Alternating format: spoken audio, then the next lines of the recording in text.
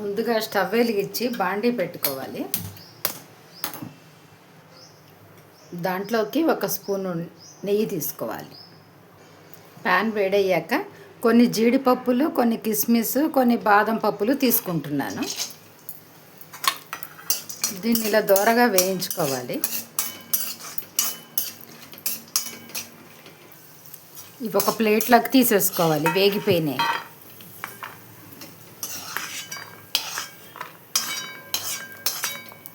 అదే ప్యాన్లోకి 1 గ్లాస్ రవ్వను తీసుకుంటున్నాను. బొంబాయి రవ్వ లడ్డూకి. దీన్ని సన్నపు సెగన వేయించుకోవాలండి.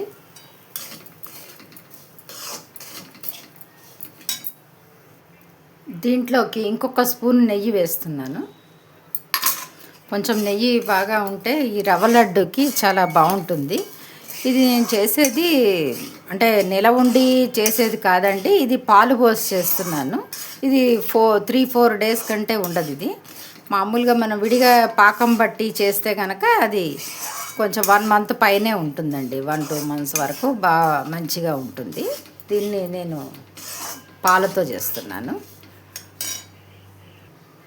దీంట్లోకి కొన్ని కొబ్బరి ముక్కలు తీసుకొని గ్రైండ్ చేసుకుంటున్నాను.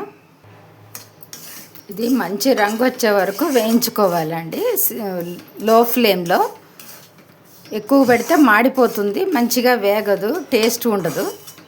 దీంట్లోకి కొంచెం కలర్ మారింది కదా, దీంట్లోకి కొంచెం నేను ఈ గ్రైండ్ చేసి పెట్టుకున్న కొబ్బరిని వేసేస్తున్నాను.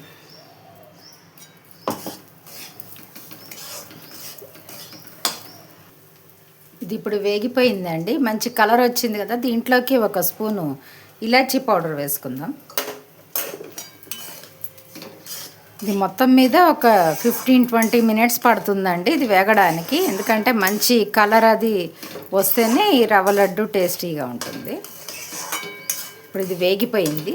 దీంట్లోకి మళ్ళీ షుగర్ యాడ్ చేసుకుందాం. నేను 1 గ్లాసు బొంబాయి రవ్వ వేసాను కదా, 1 గ్లాసు షుగర్ తీసుకుంటున్నా. దీన్ని కొంచెం గ్రైండ్ చేసుకుంటున్నా. ఇప్పుడు దీంట్లోకి నేను గ్రైండ్ చేసి పెట్టుకున్న ఈ షుగర్ని యాడ్ చేస్తున్నాను.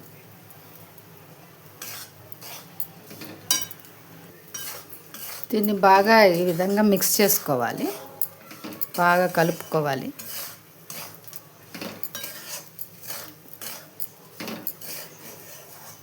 దీంట్లోకి అలాగే తీసి పెట్టుకున్న వేయించి పెట్టుకున్నాం కదండి జీడిపప్పులు, ఇవన్నీ కూడా వేసేసుకోవాలి. వీటన్నిటిని బాగా కలుపుకోవాలి, అన్నీ కలిసేటట్టుగా. ఇప్పుడు ఇది మంచిగా కలిసిపోయింది కదా, దీన్ని ఒక బౌల్లోకి ట్రాన్స్ఫర్ చేసేసుకుందాం. ఇప్పుడు దీన్ని బౌల్లోకి తీసుకున్నాం కదా, ఇది కొంచెం అంటే కొంచెం చల్లారిన తర్వాత పాలు పోసుకుంటూ ఉండలు చుట్టుకోవాలండి. ఇప్పుడు ఇది గోరెచ్చగా అయిందండి. దీంట్లోకి 1/2 గ్లాస్, ఏ గ్లాస్తో అయితే తీసుకున్నామో 1/2 గ్లాస్ తీసుకున్నాను. ఒకవేళ సరిపోకపోతే కొంచెం వేసుకోవచ్చు. ఇది తక్కువైనా చూసుకుంటూ కలుపుకోవాలి, కొంచెం చూసుకుంటూ కలుపుకుంటూ ఉండ చుట్టుకోవాలి. మనకు ఎంతైతే సరిపోతే అంతవరకే పోసుకోవాలి.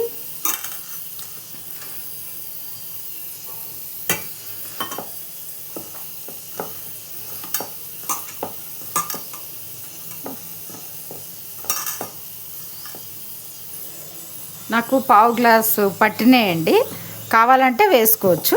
ఇప్పుడు ఒక్కొక్కటిగా కొంచెం చేయి కడుక్కున్నాను, మళ్ళీ కొంచెం చేయి కడుక్కొని ఒక్కొక్కటి ఉండలు చుట్టుకోవడం. ఇట్లా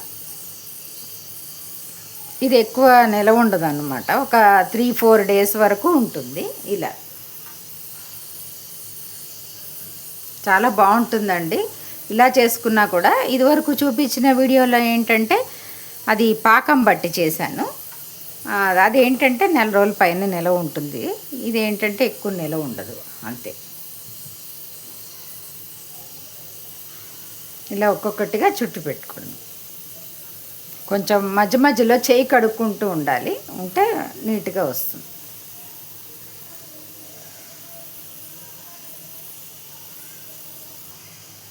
కొంచెం మధ్య మధ్యలో చేయి కడుక్కుంటూ ఉన్నామనుకోండి మంచిగా వస్తుంది, లేకపోతే చేయికి అతుక్కుపోతున్నట్టుగా ఉంటుంది.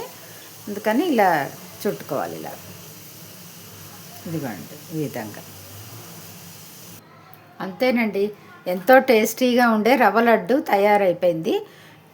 ఈ రెసిపీ కనుక మీకు నచ్చితే లైక్ చేయండి, అలాగే షేర్ చేయండి. మరిన్ని వీడియోస్ కోసం మా ఛానల్ని సబ్స్క్రైబ్ చేసుకోండి. Thank you for watching.